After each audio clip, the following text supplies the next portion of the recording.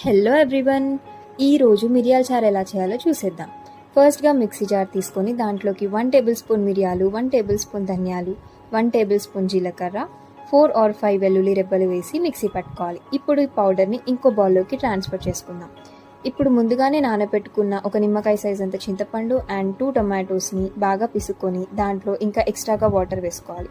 ఇప్పుడు దీంట్లోకి తగినంత ఉప్పు, 1/2 టేబుల్ స్పూన్ పసుపు, 1 టేబుల్ స్పూన్ కారం, కొంచెం కొత్తిమీర వేసి బాగా మరగనివ్వాలి.